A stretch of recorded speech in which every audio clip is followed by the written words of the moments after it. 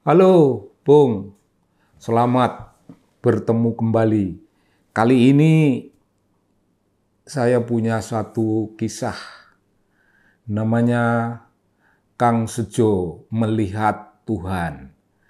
Ini dulu esai, zaman di Tempo, kemudian diterbitkan kembali sebagai kumpulan esai-esai.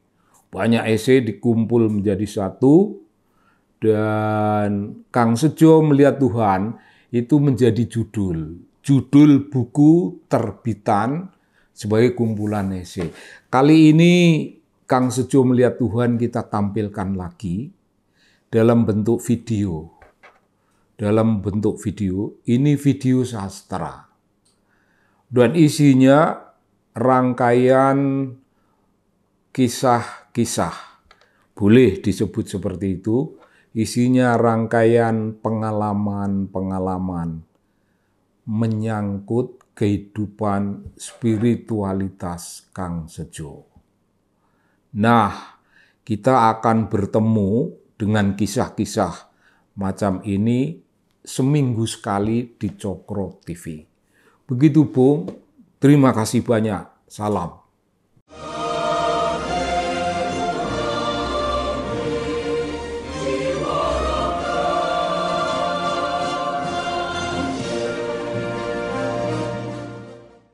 Bagimu negeri jiwa raga kami.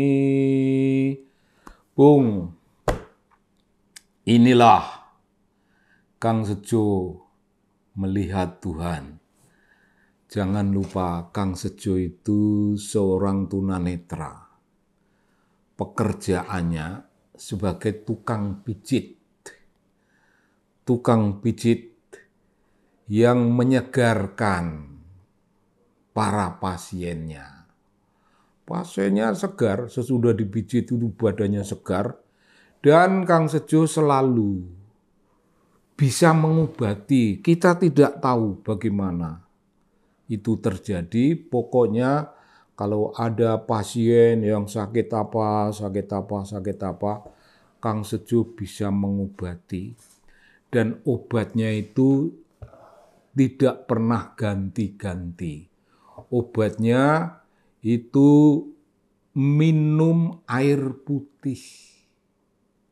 Minum air putih 1 gelas, mungkin setengah gelas, dan kemudian Kang Sejo membaca Al-Fatihah, memohon kepada Allah supaya air ini menjadi sarana pengobatan, dan alhamdulillah memang itu anehnya. Sembuh. Semua pasiennya sembuh. Nah, Kang Sejo seorang tunanetra, tukang pijit yang soleh. Soleh Kang Sejo. Kantornya di daerah Kebayoran. Ya, dekat-dekat Blok S begitu. Rumahnya jauh di sebelah timur sana, di daerah Klender. Cukup jauh untuk Kang Sejo. Tapi Kang Sejo tidak menganggap jauh tempat jarak itu, dan dengan gembira dia naik bis umum, dan setiap pagi dari rumah menuju ke tempat kerja, namanya panti pijat. Ditulis di depan kantornya itu tulisan panti pijat tunanetra. Itu milik Departemen Sosial yang menolong orang-orang semacam Kang Sejo, diberi keterampilan, dididik sampai menjadi tukang pijit, itu menyelesaikan problem ekonomi keluarganya. Ya cukuplah mendapat penghasilan secukupnya. Dalam urusan Kang Sejo nanti kita akan tahu. Bukan sekedar cukup untuk Kang Sejo itu menjadi berlebih-lebihan. Kang Sejo sebagai orang yang soleh, yang taat kepada Tuhan, yang mengabdikan keimanannya kepada kemanusiaan. Dia memijit orang itu, dia beri terjemahan. Ini wujud iman saya kepada Allah dan wujudnya itu mengabdi pada sesama. Ya begitu. Dia punya doa, Bung. Kang Sejo itu punya doa, cuman satu doanya. Cuman satu doa. Bunyinya, Duh Gusti wolo-wolo kuwato. Jadi dia berzikir dari rumahnya sampai ke tempat kerja di daerah Kebayoran, sampai pulangnya sore dari tempat kerja naik bus, pulang ke rumahnya, itu bus umum, itu isinya sepanjang jalan berangkat dan pulang lagi itu isinya Duh Gusti wolo-wolo kuwato. Wah, saya seperti ingin menangis. Mengingatkan kepada Anda tentang kisah itu. Duh Gusti wolo-wolo kuwato. Ya sepanjang jalan. Duh Gusti wolo-wolo kuwato. Kang Sejo cerita kepada pasiennya yang sedang dipijit. Karena Kang Sejo juga merasa punya kewajiban berdakwah. Ya dakwahnya dia katakan pada pasien, ya baik sekali kalau kita senantiasa dalam keadaan dzikir. Dzikir itu ingat kepada Allah dan doanya itu Duh Gusti wolo-wolo kuwato. Itu ada pasien yang sedang dipijit itu nanya, wah gimana kalau kamu Duh Gusti itu apa enggak didengar sama sesama penumpang bus gitu. Kang Sejo bilang ya ndak usah, orang ndak perlu dengar, apa urusannya orang lain dengar. Lah terus gimana? Ini doa ini kepada Allah. Yang penting ini urusanku kepada Allah dan Allah itu maha mendengar. Maksudnya apa Kang Sejo? Ya maksudnya aku nggak usah bunyi yang kedengaran, yang mengucapkan kalimat Duh Gusti wolo-wolo kuwato itu bukan bibir, bukan mulut. Aku tidak ngeceh-ceh mulut, tapi aku bicara dengan hatiku. Sepanjang jalan itu, Duh Gusti wolo-wolo kuwato. Loh, kalau Anda niru seperti itu, kalau Anda mau dengan doa yang lain semampunya Anda, sesenangnya Anda, itu mempraktekkan doa dalam dzikir berkepanjangan selama hari-hari yang kita lalui. Selama kita masih punya kemampuan itu, kita dzikir, itu pantas. Itu bagus sekali dalam hidup kita, itu membersihkan diri kita. Begitu pendapatnya Kang Sejo. Pendapatnya Kang Sejo.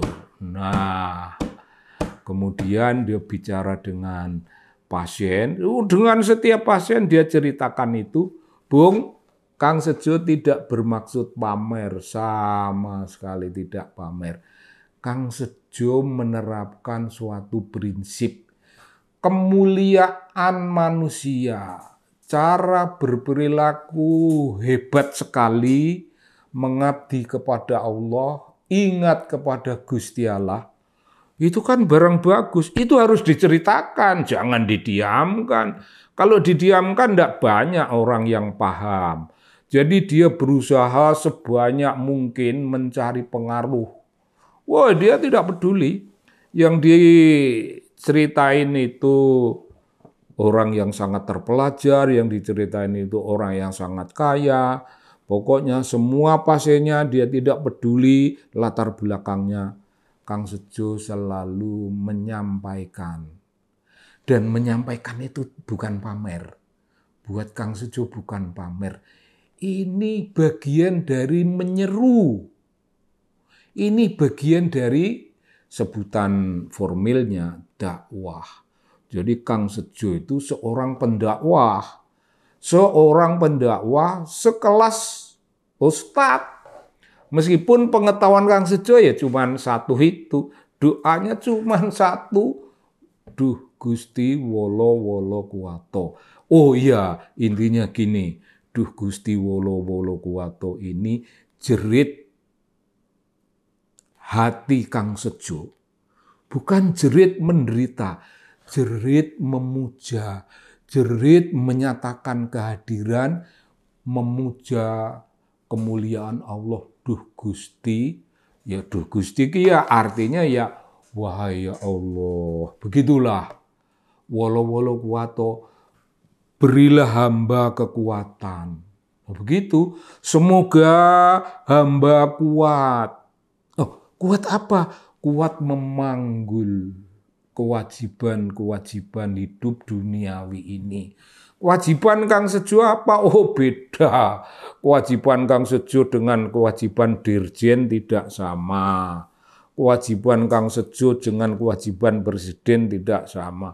Kang Sejo tidak harus memikirkan negara. Kang Sejo hanya memikirkan dirinya, memikirkan keluarganya, memikirkan ekonomi rumah tangganya, dan memuja syukur kepada Allah. Memuji syukur. Bahwa setiap hari meskipun Kang Sejo lupa meminta, tapi Allah tidak lupa untuk memberi. Wah, dan Kang Sejo sudah tahu itu. Allah itu sifatnya tidak pernah lupa, tidak pernah ngantuk, tidak pernah tidur. Kang Sejo sudah dididik tentang itu. Allah engkau yang tidak pernah ngantuk, tidak pernah tidur. Allah engkau yang maha murah, maha asih. Engkau tidak pernah lalai memelihara semua hambamu yang ada di langit dan yang ada di bumi ini. Dan yang ada di antara keduanya. Kang Sejo sudah tahu pengetahuan itu, sudah paham. Dan karena itu, ya, duh Gusti wolo-wolo kuwato. Pokoknya setiap saat itu Kang Sejo memohon kekuatan dari Allah. Karena tidak ada, Bung, pertolongan dari siapapun tidak ada. Kang Sejo bisa hidup, bisa mencapai cita-citanya.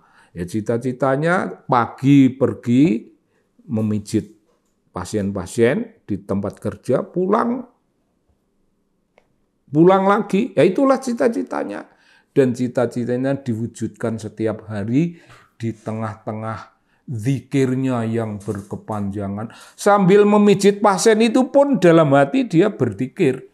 Meskipun dia juga ngomong, tapi hatinya tetap.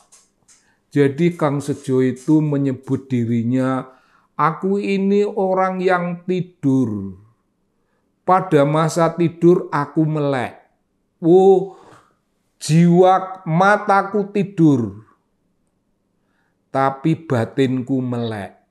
Karena pada masa tidur itu aku tertidur lelap, ya sudah capek, tapi batinku masih berdoa, duh Gusti wolo-wolo kuwato.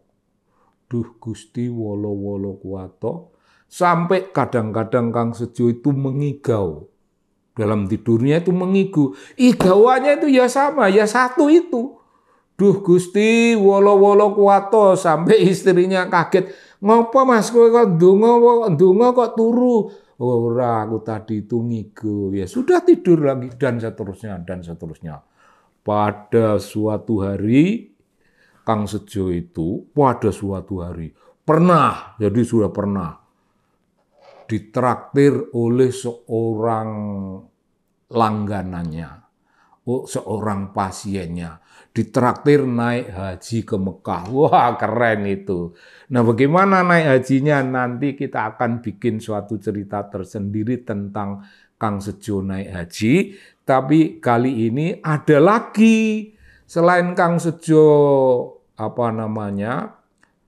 ditraktir naik haji ke Mekah, itu ada lagi Bung, pada suatu hari di rumah pada hari Minggu itu hari libur, dia di rumah juga buka praktek dan ada banyak orang yang datang. Orang yang datang itu ada yang memberikan uang. Kang Sejo, kok tidak ada yang beres ini? Kok ada yang tidak beres? Ini ada yang tidak beres. Dia menawarkan uang ini tapi aku wajib menolak. Wah, maka Kang Sejo pun berzikir, duh Gusti, wolo-wolo kuwato. Wah, dia angkat tangan dan melihat ke atas dan pasien yang menawarkan duit itu menangis. Pasien yang menawarkan duit dalam jumlah banyak itu menangis. Akhirnya dia mengaku, Kang Sejo, aku minta maaf. Aku menawarkan uang haram. Aku menawarkan uang haram. Aku minta maaf. Aku tidak berani lagi memberikan. Nah, Kang Sejo mengampuni orang itu, tidak apa-apa, tidak apa-apa. Nah, terus dia cerita pada orang lain, pada seorang pasien yang sedang dipijit. Loh, kok kamu tahu Kang Sejo, kok kamu tahu bahwa uang itu harus ditolak? Iya, aku tahu. Tahunya bagaimana? Rumahku itu tiba-tiba udaranya terasa panas sekali dan aku tidak tahan, maka langsung reaksiku, duh Gusti, wolo-wolo kuwato, dan pasien itu ketakutan lalu tidak jadi memberi. Loh, kok kamu tahu bahwa udara panas itu datangnya dari uang panas pula? Kang Sejo tertawa. Iya. Mas, Gusti itu tidak sare. Gusti Allah ora sare. Gusti Allah mboten sare. Gusti Allah tidak tidur. Begitu jawabannya. Dan pasien itu mendapat jawaban yang diungkapkan dengan kearifan seorang tunanetra. Seorang Kang Sejo yang setiap detik dia berdoa pada Allah. Maka pasien itu pun berkata, Kang Sejo, dalam pandanganmu yang gelap, dengan matamu yang buta, kau telah melihatnya. Sedang aku orang yang melek ini tidak melihat apa-apa.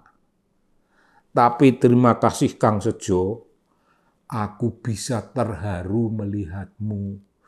Ya, kerjaanku ya hanya terharu. Aku terharu, boleh juga kau sebut terpesona. Pekerjaanku ya hanya terpesona itu, Kang Sejo. Tidak ada lain, aku tak melihat apa-apa dengan mataku yang melek. Salam Bung. Salam. Terima kasih banyak.